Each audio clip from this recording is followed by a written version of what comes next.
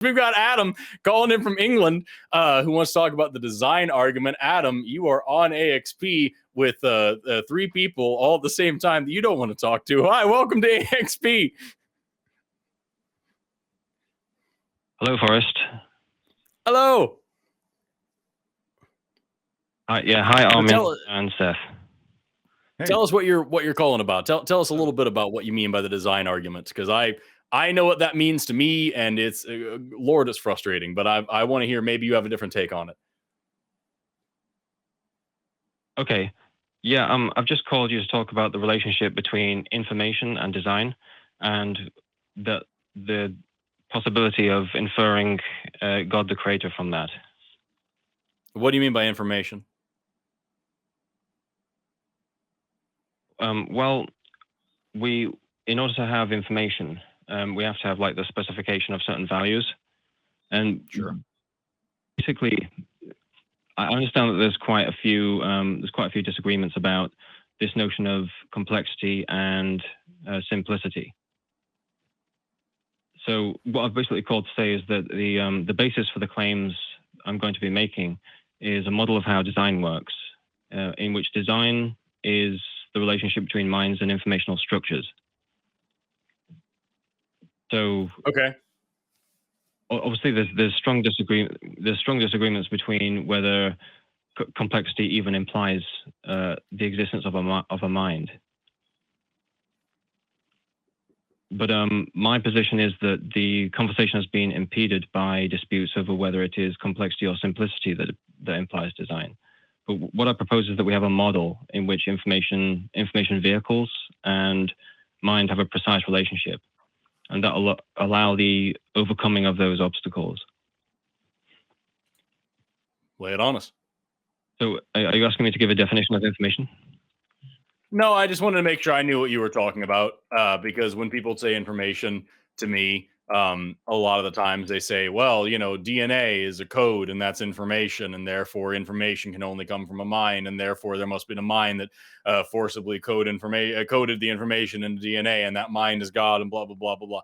And so when you say information, I just want to make sure we're talking about the same thing, because if you're talking about just like the nature of complexity as a thing, then okay, that's one series of arguments that we can go down. But if you're going to sit here and try to tell me that, like, when I look at DNA, just as an example, that it's coding a sequence of things that's telling my body what to do, and that therefore is like a computer code and must be some sort of intelligence, or then we're going to have a long and weird discussion, and I would like to avoid it if possible, because it's a really, really, really weird argument that doesn't make any sense at all. So I want to understand where you're coming from, so I don't have an argument that you're not trying to have when you say the word information. That's all. Can we get to the argument though? Because I'm still waiting for an argument. I would love to hear it. Yeah. Okay, so I'll just jump straight into the argument. Yeah, let's do it. Okay. So I'd say the first thing to point out is that the scope of possible information is infinite. Selection from an infinite set requires representation of information and free will.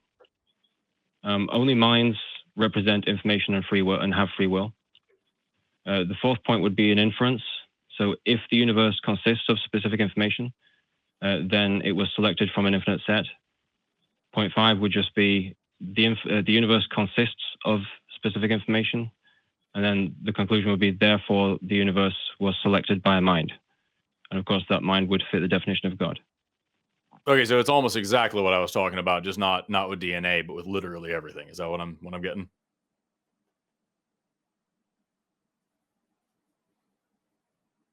Okay.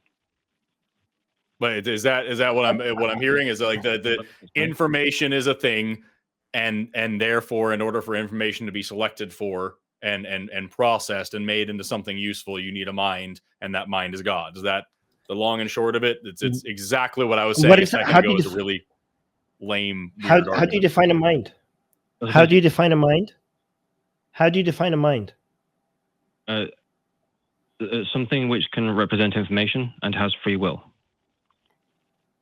How do you? I'm sorry. Go ahead. How do you define free will? How do you define free will? it would be the unconstrained capacity to represent information. That's just Yeah, so to me. It seems like you're defining a mind in a way that as long as we have as long as you could represent what is in front of us as some sort of information. To me, it seems like you're defining mind in a way that will just make it necessarily true. And because now you're defining God, something that has a mind, now we have a God. It just seems like you're just doing a wordplay. Does that what it seems like to you, Forrest? It just seems like you're trying to play with words and use definitions of word in a way that will make God necessarily existing based on your definitions. Yeah, it's a lot like when people say like, well, if natural selection is a thing, then who's doing the selecting? And there must be someone deliberately do. It's that same kind of thing where it's like, okay, yeah, I guess, but not really. When we talk about information, you can draw information out of absolutely anything, whether or not it is actually a source of information. If I see a fairy ring on the ground, the mushrooms growing in a perfect circle, I can explain why that happens. But if I don't know off the top of my head, then I can say, this much means something. And then I use this symbol, this knowledge that this thing exists as a signal to go do something else. That's me gathering information and utilizing it in a way, whether or not it actually means anything, whether or not it was supposed to mean anything, I can call that information.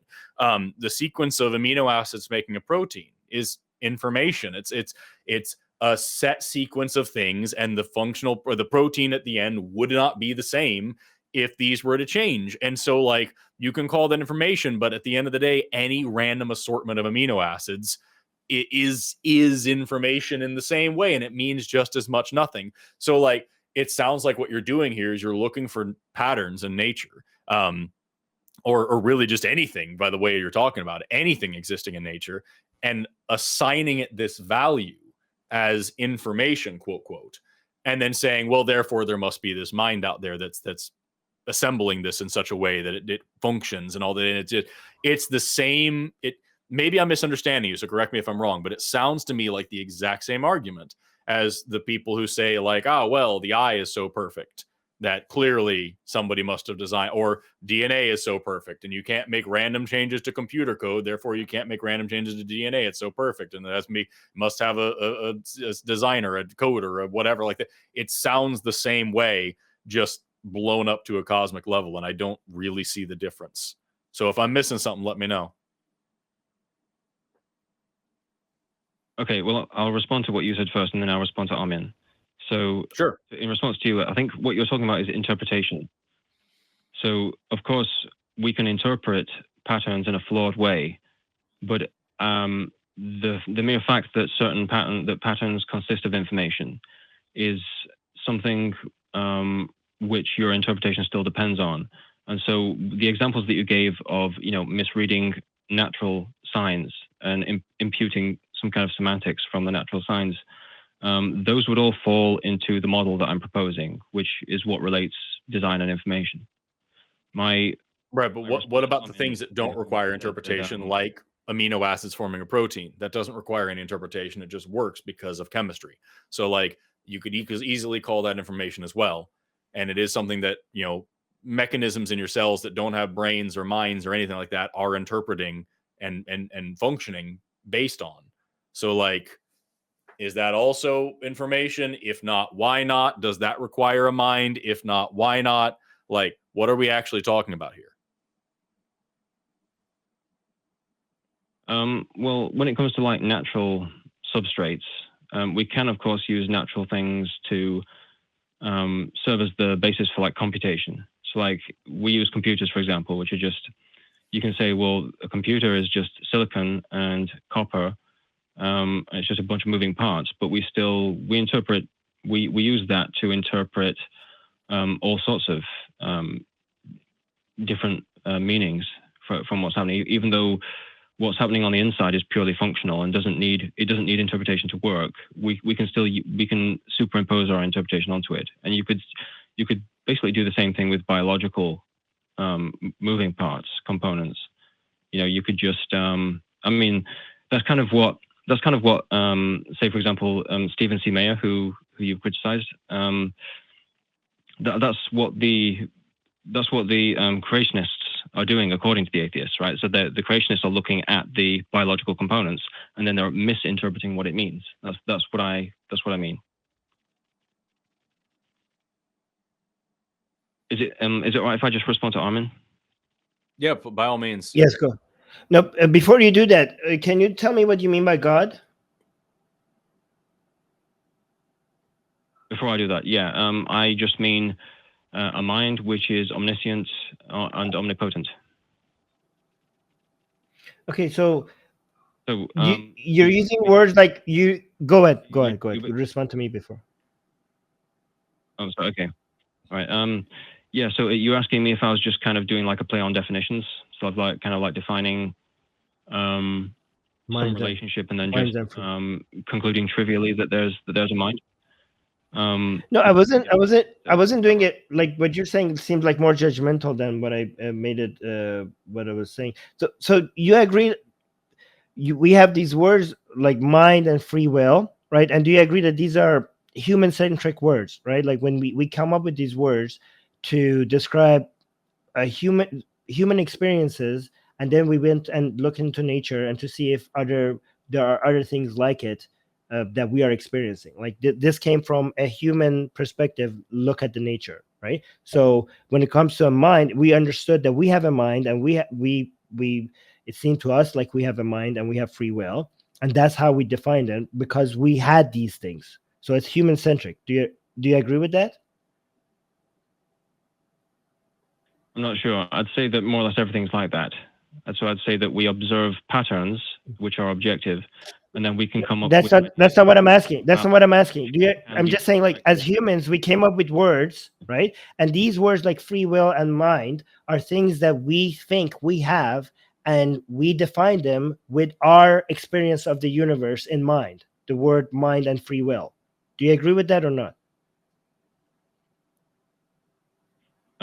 My position on that is that is true, but they refer to something that objectively exists. Okay, I'm not. Yeah, I'm not. Obviously, not just a okay, but that's not my. Okay, so and the word, each one of these words, the definition of these words, these are just agreements that we have with each other, right? And the line where something is a mind and it's not a mind, it's not a clear line. These are based on the definitions that we're using. Some things like it's a little bit gray. Do you agree with that?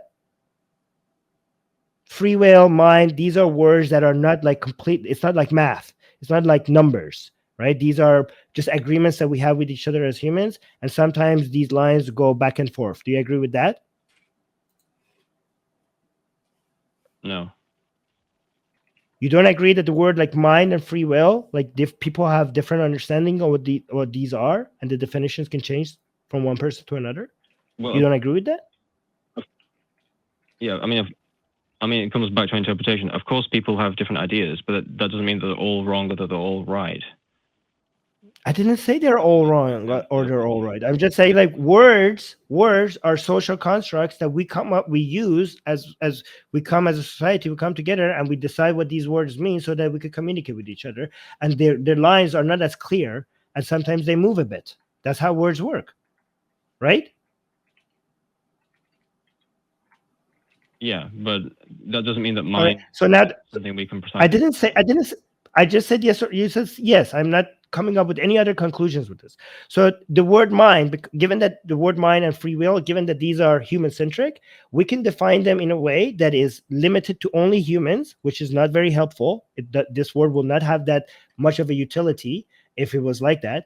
And we could also define it in a way that the definition becomes so loose and so over, included so many things that even describe things like what you're trying to describe, like things that are any form of, selection of information.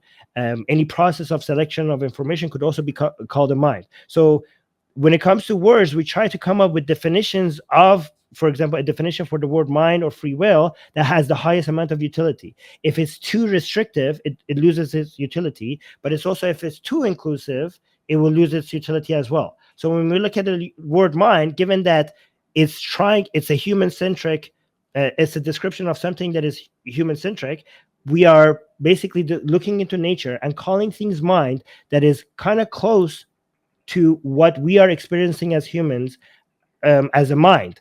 And if it's so, the question is, how close does it have to be? Like, does a dog have a mind? Okay, probably yes. Does an ant have a mind? Okay, now we have to wonder, what are we talking about? What are we talking? What does the word mind mean? Does a rock have a mind? Does a tree have a mind? Okay, it seems like we have gone so far off the human experience that if we call those things mind as well, like, then this word is too inclusive. This word mind is too inclusive, and it loses its utility. So when it comes, so you're trying to prove the existence of God, and we could loosen up the definition of words like mind to be able to prove that your God exists, because your God has to have a mind and has to have a free will. We could play around with the definitions of word like mind and free will in a way that actually it describes things that we know that are happening in nature. So you're seeing something that actually happens in nature, and we could loosen the definition of mind so much that it includes those events as well. And now, voila, your God does exist. But have we now butchered the word mind so much in a way that it doesn't have any utility anymore? Do you know what I mean? You're being too inclusive with what you include as in the mind. It's too far off from the human-centric experience that we have. The point of the word mind and free will was to describe things that was close to a human experience, but now you're attributing it to things that is so far away. Do you understand what I'm trying to say? I understand what you're talking about, but I would say that this is not something that I'm doing. So, for example, I'm saying a mind is capable of representation, for example, semantics, and that a mind also has free will. But in my view, not everything is capable of semantics, and not everything has free will. So that's how mind is defined in my the way you define the way you define free will. Go on, Forrest. You want to say something? It's just what's frustrating to me about this is that, like, this is exactly the thing that I was talking about, just with a little bit more fluff added. And like, it's what it sounds like you're doing here is you're saying, here's some things that seem intentional in the universe. Here's some patterns that I see, or not even patterns, just here's things that exist that I can attribute some sort of intentionality to, potentially using apophenia and paeidolia that we all have, or paeidolia, pardon me. I can, say that this is information, and I can say this is what a mind looks like, and I can kind of squint my eyes and turn my head and make this thing that looks a little bit like intentionality, and therefore there's a God. And what you haven't done is shown any reason to believe that this thing exists at all. You've just said, this looks like a pattern to me. And it's like, cool. And then what? Can you show a mechanism by way this thing works? Can you show like a reason for me to follow you down this logical pathway besides just like, well, it kind of seems that way? Can you, enunciate a little bit better what information is in a real, actual, functional sense? Like you were talking about God as omnipresent and or omnipotent and all knowing and all these different things, and like all these other contradictions. It's just, it sounds to me like a bunch of word salad, and I'm trying to dig around in here and find some sort of actual thread of logic. And all I'm getting over and over from everything you're saying is just like, some fill in the blank looks intentional, therefore probably God. And I don't get it. And Armin's trying to like dissect the words you're using to show that, like, hey, you're kind of giving a lot of unnecessary leeway to these definitions that it really isn't justified. And like, I just don't get where we're going with this at all. And I can't tell if I'm missing something very big, like maybe I just didn't hear you right, or if there's actually just nothing here to talk about. And I'm hoping that we can elucidate the situation, because it's just glaze. I think that was what Seth was putting in the chat, just glaze from the audience. Okay, well, I think that what might be missing is just like an elaboration of how the model works that relates information and mind.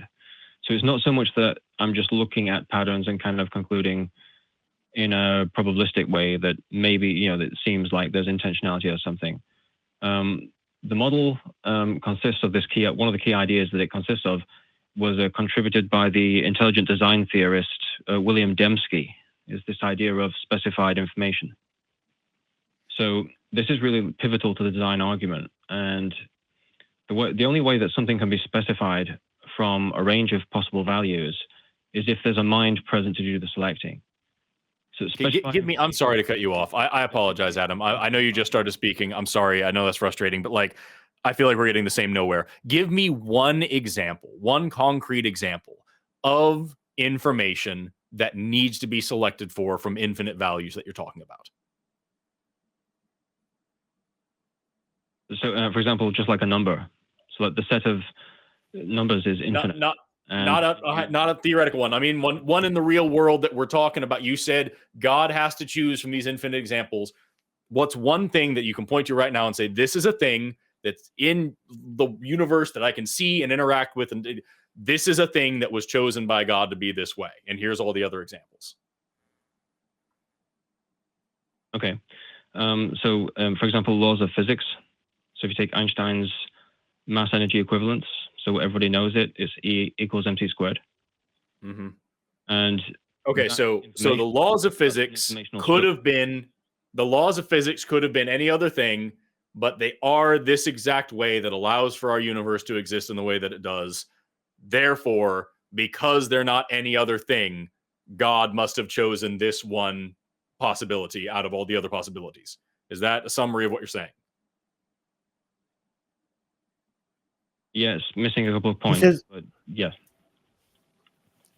He says only a mind could do such a thing. Right. Lord, dude. I mean, you could define a mind in a way that anything that any form of selection from infinite cases will be defined as a mind. And if you do that, then yeah, whatever process, whatever led to us having these rules and not the other ones, that would be a mind. But like, is that really what we mean by mind? That's not what people mean by minds when they're talking about minds. And that's not what, when people are trying to communicate with each other and talking about minds, that's not what they're referring to. Again, you could play with words until your God is real, and I will yeah, your God is real, fine. I could call my cat a god, and now God is real. But again, we use words in a way that we could effectively communicate with each other, and your way of using words is different from the rest of us.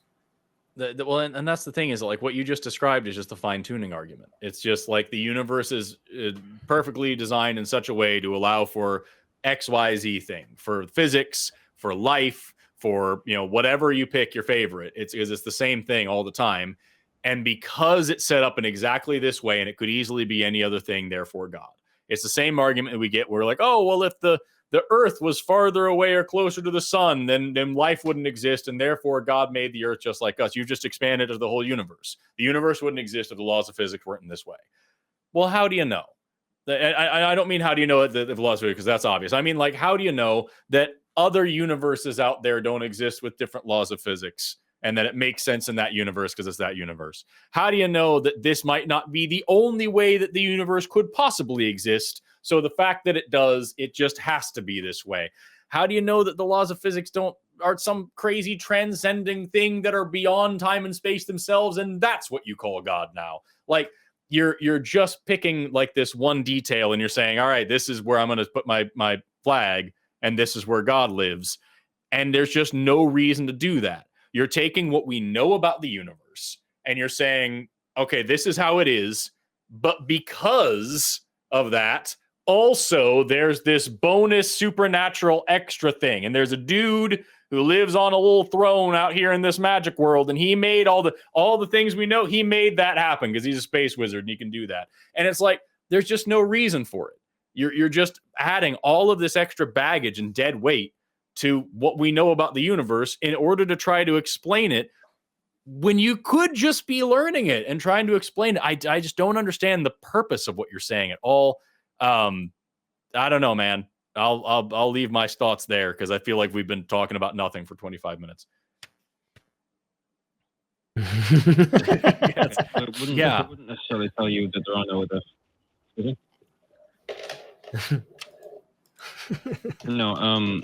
No, I just meant to say that the argument wouldn't necessarily tell you that there are no other universes. It just tells you about what we know about this one, and just generally. Right. What do you? laws of physics in general. Like we know the laws of physics more or less for this universe. What does that tell us about a supernatural entity existing outside the confines of space and time with magic space powers? Does it tell us anything? Well, the laws of physics, for example, are what you would call an algebraic structure, and dude. More generally, a syntactic structure. I tell you what, man, we've been on for 25 minutes, and all we've gotten so far is like things look like they're designed, so they probably are, which is what I was worried this call was going to be at the beginning. And you were like, no, it's not that. And then you said exactly that like 30 times. So I'm on other shows where we have a lot more free time. If you want to call me on Skep Talk sometime and hash this out a little further, I'm happy to. But we have a set amount of time on this show, and we've got it's 25 minutes. We've got absolutely nothing. So I'm going to move on to another call. I do sincerely appreciate you calling in, and please. Let's try it again sometime and really try to hammer down exactly why this God hypothesis is necessary, because I just don't think it is.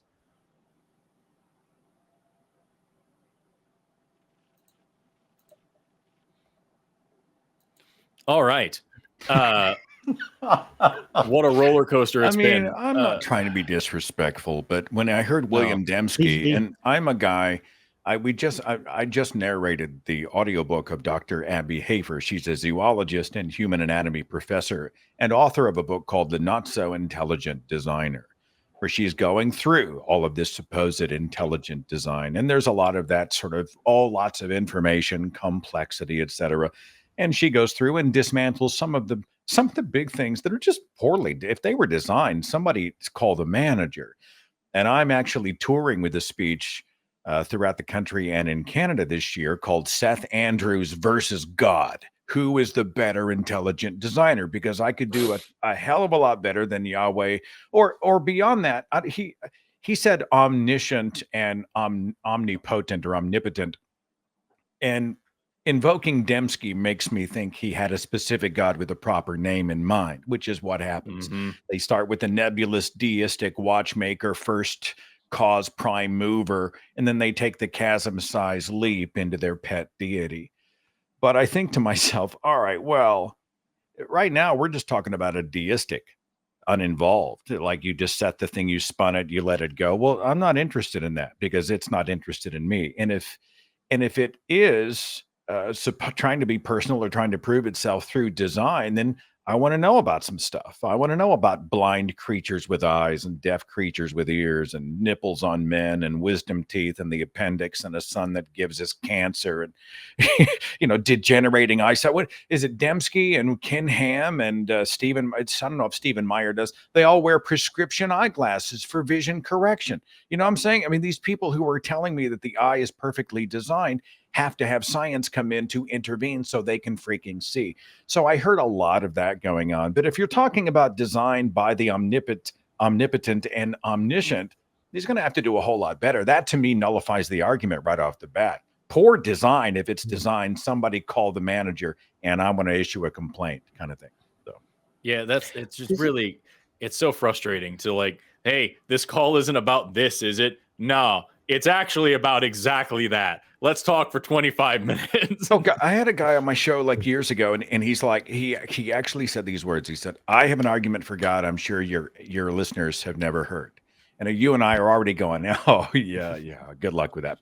Not because we're omniscient, but because we do a lot of this, and we see that religions aren't coming up with anything new. I say, fantastic. I get him on the show. It's the same shit. It's the same shit. It really came down to it's not a religion, it's a relationship, which I asked him, is this going to be a religion relationship argument? Nah.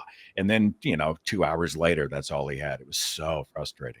Well, that's I feel bad because I don't want to be a jerk and sit here on camera and be like, oh, you're talking about this. But like, please understand, like to the people watching out here, like, this is our jobs.